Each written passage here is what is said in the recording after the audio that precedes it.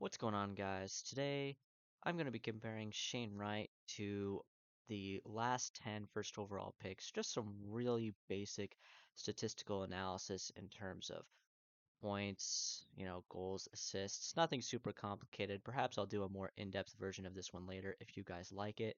So, if you do enjoy it, do be sure to give it a like if you feel that is appropriate, and leave a comment. If you want to see a part two to this where I go much more in depth, then I would be happy to make that video. So, right here at the top, I have Shane Wright's stats for this year. He played 63 games and he had 32 goals and 62 assists for 94 points. Now, how does that compare to these other guys? Well, here they all are. So, Power, of course, last went first overall last year. Only played 26 games, which is pretty unusual, but um, played NCAA and COVID and stuff. So, you know, 3 goals, 13 assists for 16 points, which looks like a massive discrepancy, but you have to factor in the fact that one, Owen Power is a defenseman. Two, he's playing in a different league with totally different um, level of competition, right?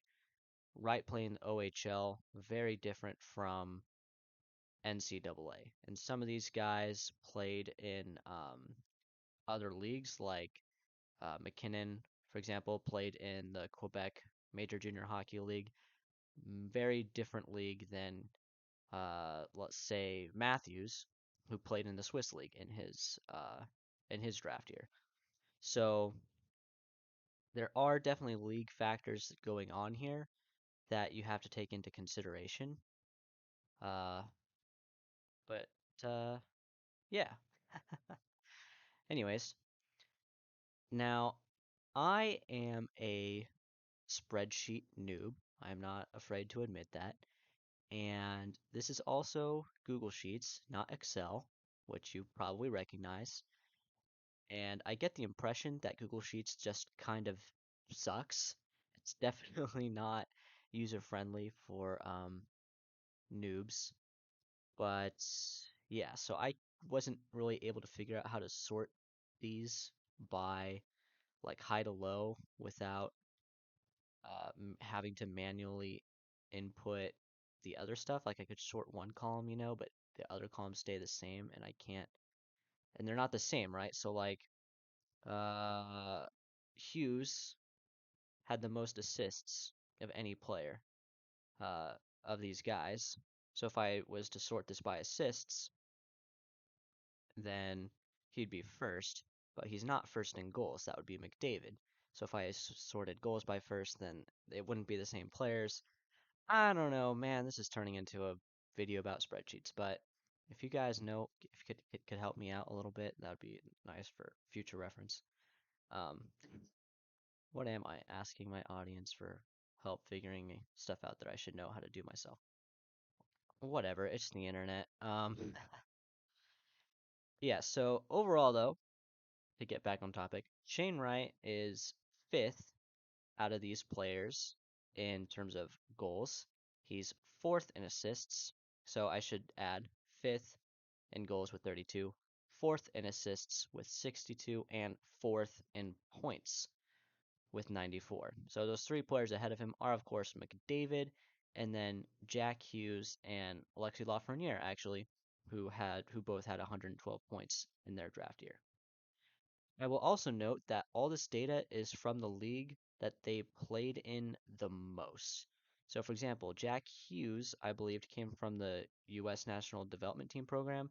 So he has stats from the program and then the USHL because the team plays in like two leagues. It's kind of weird.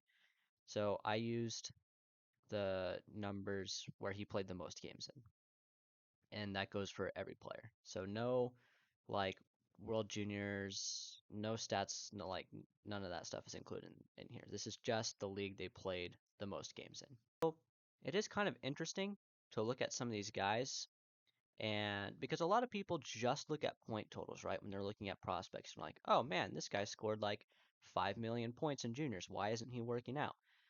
And it's interesting to apply that to this list of guys because obviously you got Nail Yakupov right there, who was drafted first overall in 2012, and he had 69 points, which certainly does not put him at the top of this list, but he's ahead of guys like uh, Austin Matthews, and then, well, he's actually the only forward he's ahead of, and then he's ahead of all the defensemen, which is interesting. I think that says a bit about one, the pick, and two, that draft class. Um, because it's one thing to factor in uh, league factors, but you also have to take into consideration the position factor. So, like, Owen Power with 16 points as a first overall player, that sounds ridiculous. But it's not because he's a defenseman, played in a shortened season. That's actually pretty respectable point totals for 26 games played in the NCAA in his draft year. And you look at Matthews, he only got 46 points in 36 games. Again, that doesn't look that impressive. I mean, McDavid had 120 in only 47 games. But he was playing in the Swiss Pro League. So Yakupov does beat him out, but Yakupov, I believe, was playing in the OHL. I think. It might have been the WHL, but I'm pretty sure he was playing in the OHL. So 69 points in 42 games to me by itself is not that impressive. One player I wanted to compare Wright to was Nathan MacKinnon because they have kind of similar-ish totals that are deceptive though. The main difference is Wright played a lot more games. He played 19 more games than MacKinnon. However, they have the same exact amount of goals, which of course means MacKinnon's goals per game is significantly higher. But Wright had a lot more assists. And in fact, they both had one less assist than they had games played. So effectively, their assists per game are exactly the same, which is interesting because when you dive further than just looking at points, you might realize that Shane Wright has a really good shot. Is his shot better than Nathan MacKinnon's? I don't know. Um, let's see, what league did MacKinnon come out of? Uh-oh, I'm gonna have to look that up now. Oh wait, he played in the Q. Okay. So Nathan MacKinnon played in the Quebec Major Junior League, and Wright played in the OHL. Now, the OHL isn't exactly a league known for like amazing defense and goaltending. I mean, junior leagues in general aren't really known for that. But in my opinion, the OHL has a lot more defense and goaltending than the Quebec League does.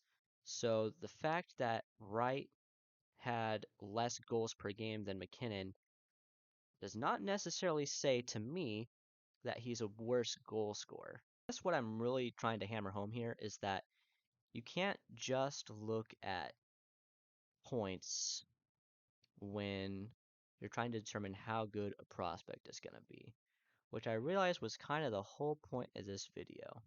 So I may have just checkmated myself. One thing that I do wonder though is what are expectations for Wright going to be next year? Because I'm reasonably certain they're going to put him into the NHL right away. And is that going to hurt his development? I don't think so. I don't really put too much stock into that whole thing. I mean, look at Jack Hughes, right?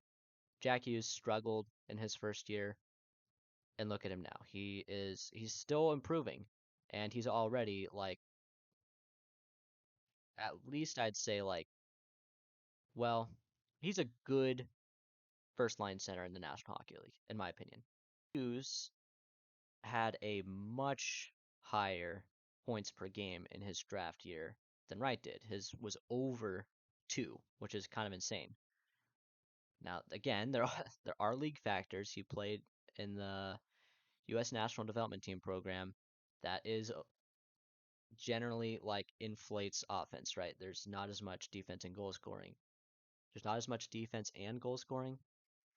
There's not as much defense and goaltending going on as there is in say the OHL. So Wright's roughly 1.5 points per game. I think stands up pretty well to Hughes. And when we're looking back at these guys 10 years from now, I mean, some of these guys are going to be close to being retired, but I think Wright will fall somewhere in the middle of these guys. Obviously, like Matthews and McDavid are going to be at the top. Hughes, I think, has a good chance of being at the top. Power, I don't think we've seen enough of yet. Lafreniere, I don't think we've seen enough from yet, but he's having a really good playoffs. Ekblad, I think is going to be near the top. McKinnon's going to be near the top. So after Matthews, McDavid, and McKinnon, and then Ekblad, I guess it starts to open up for these other guys. I think Wright could maybe fill into that fifth spot. Maybe it's Ekblad, maybe it's Hughes. I definitely have a better feeling about Shane Wright than I did about Owen Power and Lafreniere in their draft years, although this is just total gut feelings. Like there isn't any real science or math behind that. Um, so yeah, I think and I hope that Wright will be remembered as a solid first overall pick. I think compared to these guys, it is a tough lineup. I mean, it's pretty much always going to be tough competition when you're going up against other guys that are drafted first overall.